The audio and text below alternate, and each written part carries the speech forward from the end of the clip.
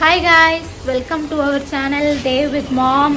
இன்றைக்கி வந்துட்டு நாங்கள் வாக்கிங் போகிறோம். நாங்கள் 2 பேரும் இன்றைக்கி வாக்கிங் போகிறோம். இன்றைக்கி சண்டேல அவங்க டேடி வந்துட்டு வெளியே போயிட்டாங்க. ஸோ நான் தான் இன்றைக்கி அவரை வாக்கிங் கூட்டிகிட்டு போகிறேன்.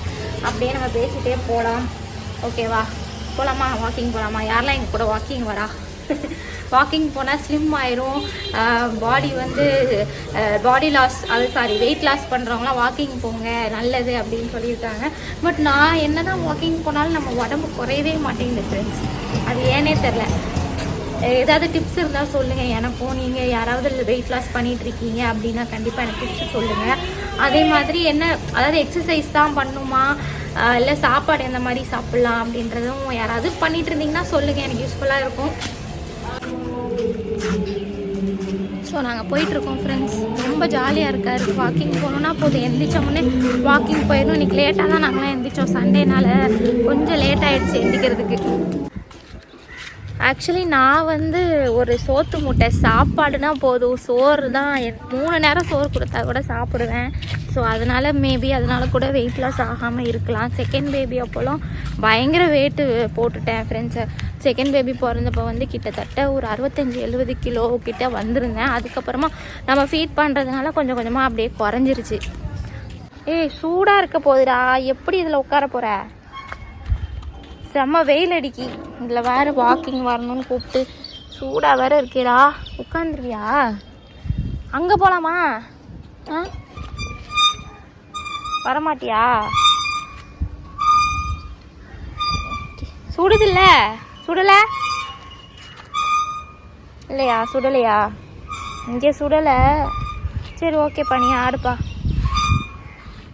என்ன வெயில் அடித்தாலும் நாங்கள் வாக்கிங் போயிட்டு ஊஞ்சல் ஆடிட்டு தான் வருவோன்றான். போ, நடந்து போய் அந்த சைடு கொஞ்சம் இனலாம் இருக்குல்ல, அங்கே போகணே. சரியாப்பா? இங்கே வீட்டுக்கு போகல, அங்கேயே போகலாம். வீட்டுக்கு உன்னை கூப்பிட்டு போகல, வீட்டுக்கு கூப்பிட்டு போகிறேன்னு கோவப்படாத. அந்த சைடு உட்காந்து ஆடு. இங்கே போ, இங்கே தான் கொஞ்சம் இனலாம் இருக்குது, இங்கே விளாடுமா? வா, உட்காரு. இதில் உட்காந்துக்கோ தேவ்குட்டி, இதில் உட்காந்துக்கோ. இதில் உட்காருடா பட்டு. இங்கே தான் என்னெல்லாம் இருக்குமா? நல்லா காற்று அடிக்க பாரு, அங்கே வெயில் அடிக்கலாமா? செல்லம் வாப்பா, இங்கே உட்காரு. வா, இங்கே உட்காரு. வா, இங்கே உட்காரு. குட் பாய்ல. சரி, உட்காந்துக்கோ. அப்புறம் செம வெயில். இந்த பக்கம் வந்து உட்கார வைக்கிறதுக்குள்ளே போதும் ஆகிட்டு வரமாட்டாராம். என்னமோ வீட்டுக்கு கூப்பிட்றேன்னு சொல்லிட்டு அவர் கோவப்பட்டார். இப்போ ஆடிட்டுருக்காரு. இது கொஞ்சம் ரொம்ப கீழே இருக்கும் இந்த ஊஞ்சல், கொஞ்சம் கால் தூக்கிட்டு ஆடணும். சரி, ஏதோ பழகட்டும்னு விட்டாச்சு. நேற்று போட்ட வீடியோலேருந்து சப்ஸ்கிரைபர் ஒருத்தன் கேட்டிருந்தீங்க, தேவ்குட்டிக்கு வந்து காது கேட்குது போலக்கா, நீங்கள் வந்து ஆக்ஷன் பண்ணாமலே வந்துட்டு அவன் நீங்கள் பெட்ஷீட் எடுக்க சொல்லி இது பண்ணிங்கல்ல, அவன் வந்து பண்ணுறான் அப்படின்னு சொன்னீங்க. அது சில சமயங்களில் வந்து நம்ம சொல்கிறதுக்கு முன்னாடியே அவனுக்கு புரிஞ்சிடும், செய்து தான் பண்ண சொல்ல போகிறாங்க அப்படின்னு ஒரு யோகிச்சு பண்ணிடுவான். நிறைய பேர் சொல்லியிருக்காங்க, அவங்க ஸ்கூல்லேயும் சரி அவங்க மேமும் சொல்லியிருக்காங்க, ஒரு வேளை கேட்குதோ தேவப்பா அப்படின்னு அவங்க அப்பா கிட்டே சொல்லுவாங்க. ஏன்னா நான் டக்குன்னு தேவ் இதை பண்ணு அப்படின்னா வந்து பண்ணுறானே, அது எப்படி அவனுக்கு தெரியுது அப்படின்னு சொல்லி கேட்டாங்க.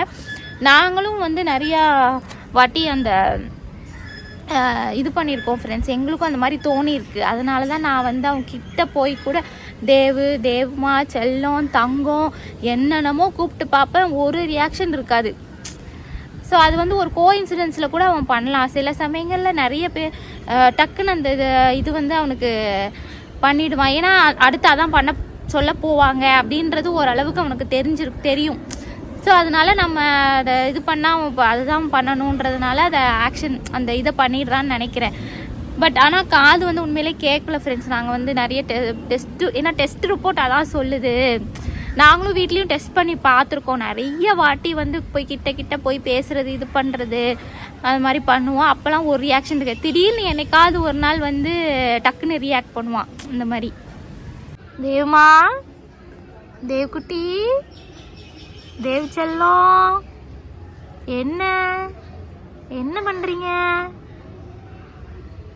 என்னாச்சு? டயர்ட் ஆகிட்டியா ஊஞ்சலாடி? ரெஸ்ட் எடுக்கிறீங்களா? டயர்டாகி ரெஸ்ட் எடுக்கிறீங்க.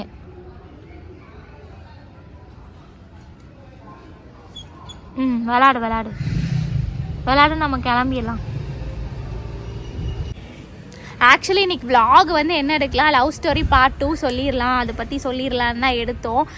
ஒருத்தங்க வந்து சப்ஸ்கிரைபர் ஒருத்தங்க வந்துட்டு சொல்லியிருந்தாங்க ஹஸ்பண்டை பேச வச்சு வீடியோ போடுங்க அப்படின்ட்டு. அவர்கிட்ட சொன்னால் அவர் ரொம்ப வெக்கப்படுறாரு. என்னது நான் பேச மாட்டேன் அப்படின்றாரு. எங்கள் மாமியார் அதுக்கு மேலே பண்ணுறாங்க, அவங்க ரொம்ப கூச்சப்படுறாங்க. ஆக்சுவலி எங்களுக்கு வந்துட்டு ஒரு சேனல் இருக்குது, ஜாயிண்ட் ஃபேமிலி விலாகுன்னே. ஃபஸ்ட்டு நாங்கள் ஆரம்பித்த சேனலே அதான். ஸோ முடிஞ்ச அளவுக்கு எங்களுக்கு அந்த சேனல்லையும் சப்போர்ட் கொடுங்க. ஜாயிண்ட் ஃபேமிலி விலாகுன்னு போட்டாலே உங்களுக்கு தெரியும். ஒரு 5K சப்ஸ்கிரைபர்ஸ் நாங்கள் வச்சுருக்கோம் இப்போதைக்கு. இன்ஸ்டாகிராமில் ஜாயிண்ட் ஃபேமிலி காமெடி அப்படின்னு இன்ஸ்டா ஐடி இருக்குது. ஸோ அதுலேயும் நீங்கள் எங்களை ஃபாலோ பண்ணுங்கள். வீட்டில் உள்ள ஃபேமிலி காமெடிஸ் தான் நாங்கள் ஃபுல்லாக போட்டிருக்கோம். ஸோ உங்களுக்கு பிடிச்சிருந்தா கண்டிப்பாக பார்த்து சப்ஸ்கிரைப் பண்ணுங்கள், ஃபாலோ பண்ணுங்கள். அதுக்கும் உங்களோட ஆதரவை கொடுங்க. நாங்கள் ட்ரை பண்ணுறோம். ஸோ கண்டிப்பாக ஒரு நாள் என் ஹஸ்பண்டை வச்சும் என் மாமியாரையும் வச்சு நான் பேசி வீடியோ போடுறேன் ஃப்ரெண்ட்ஸ். ஓகேவா? அவங்க மைண்டை வந்து மாற்றி கொஞ்சம் ஓரளவுக்கு கொண்டு வந்துட்டு பேசுங்க அப்படின்னு சொன்னால் கொஞ்சம் ட்ரை பண்ணுவாங்கன்னு நினைக்கிறேன். நான் ட்ரை பண்ணுறேன். ஓகே நம்ம இன்றைக்கி வீடியோக்குள்ளே போயிடலாம். நம்ம லவ் ஸ்டோரி மூடுக்குள்ளே போகலாம். ஓகேவா? நிறைய பேர் சொல்லியிருந்தீங்க நான் தான் வந்துட்டு லவ் சொல்லியிருப்பேன் அப்படின்னு சொல்லியிருந்தீங்க. ஆனால் நீங்கள் கெஸ் பண்ணது வந்து ரொம்ப உண்மைதான். கரெக்டாக வந்து கெஸ் பண்ணியிருக்கீங்க. நான் தான் வந்து லவ் சொன்னேன். ஓகேவா? நான் தான் வந்துட்டு போய் அவர்கிட்ட வந்து ப்ரப்போஸ் பண்ணி லவ் சொன்னேன். ஏன்னா நிறைய பேர் நினச்சிருப்பீங்க அண்ணா தான் நிறைய பேர் கொஞ்சம் பேர் சொல்லியிருந்தீங்க அண்ணா தான் சொல்லியிருப்பாங்க அப்படின்ட்டு. ஏன்னா நீங்கள் இவ்வளோ சேலஞ்ச் பண்ணி கேட்கும்போது அண்ணா தான் சொல்லியிருப்பாங்க அப்படின்னு நீங்கள் சொல்லியிருந்தீங்க. அதுக்கப்புறம் என்னாச்சு, கொஞ்ச நாள் அப்படியே ஃபோன்லேயே பேசிகிட்டு இருந்தோம். அம்மா அப்பாவுக்கு தெரியாமல் தான் பேசிகிட்டு இருந்தோம். பாத்ரூம்குள்ளே வச்சு பேசுகிறது, எங்கேயாவது இடம் கிடச்சா சந்து புந்துலாம் ஒளிஞ்சு நின்று பேசுகிறது, அந்த மாதிரி தான் நான் வந்துட்டு பேசிகிட்டு இருந்தேன். அப்புறம் வந்துட்டு அப்புறம் நான் காலேஜ் ஸ்டார்ட் பண்ணியாச்சு. அந்த லீவில் ஃபுல்லாக பேசிகிட்டு இருந்தோம். அப்புறம் காலேஜ் ஃபஸ்ட் இயர் வந்து ஜாயின் பண்ணிட்டேன் தூத்துக்குடியில்.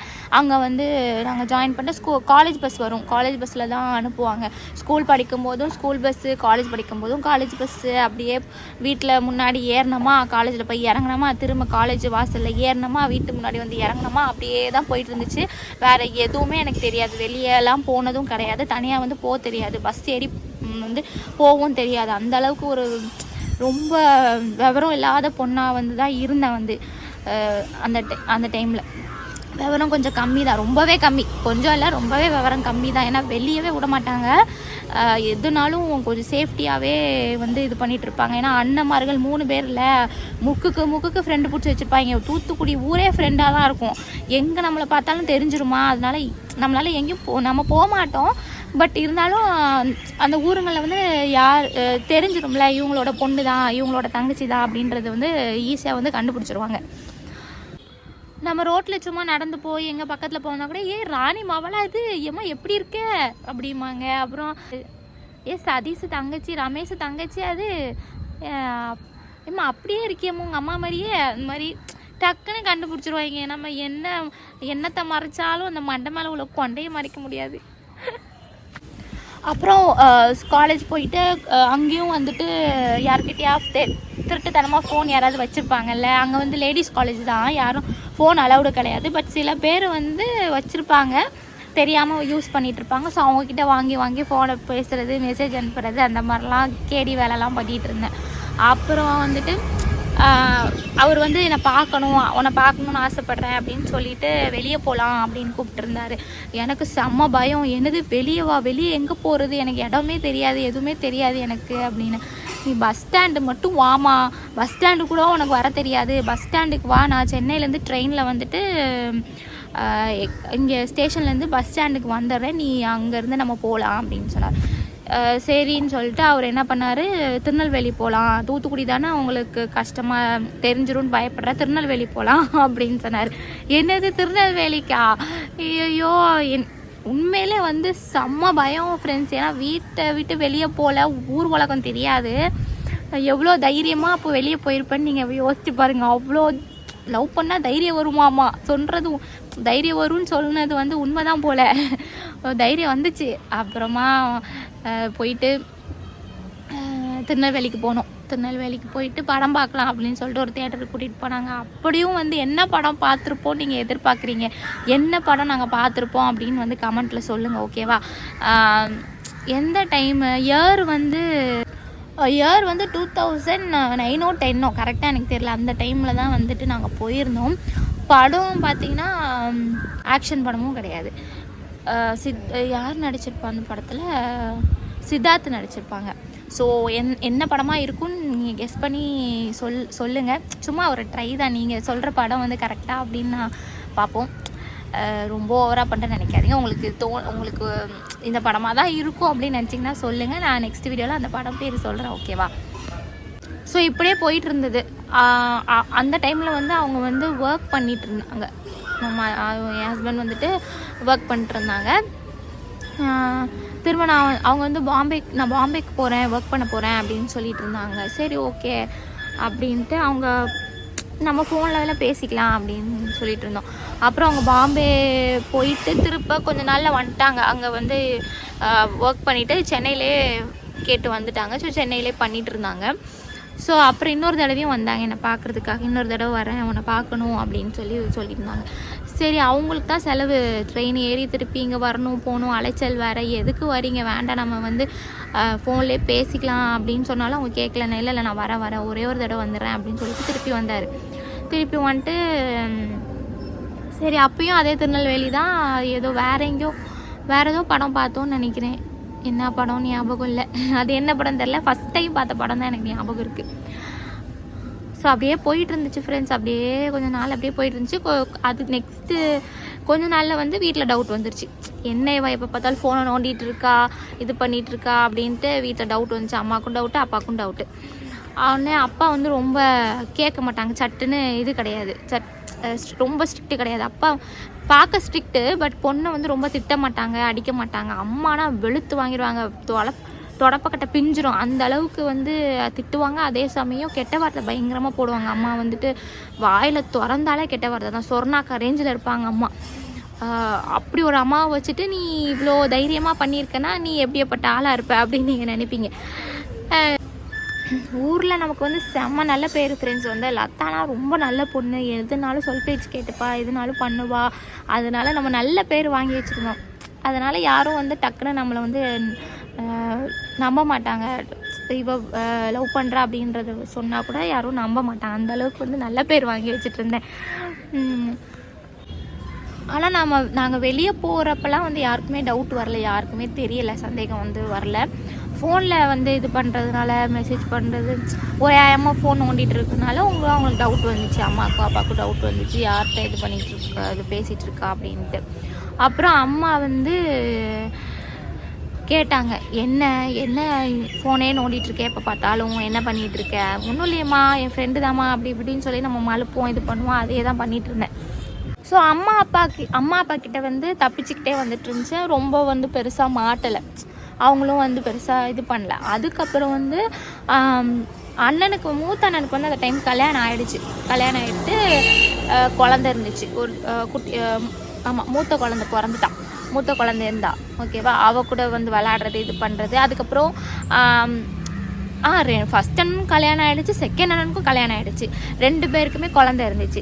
மூத்த அண்ணனுக்கு பொண்ணு, 2வது அண்ணனுக்கு பையன். ஸோ அவங்கள வச்சுட்டு ஜாலியாக விளையாடிட்டு இது பண்ணிவிட்டு அப்படியே சைடில் இதுவும் ஓடிட்டு இருந்துச்சு. ஸோ அது நல்லா இருந்துச்சு, ஜாலியாக இருந்துச்சு அந்த டைம். அப்போது வந்து அன்னிக்கு வந்து 2வது அன்னிக்கு வந்து நல்ல க்ளோஸ் டைப்பு, நல்லா பேசுவாங்க.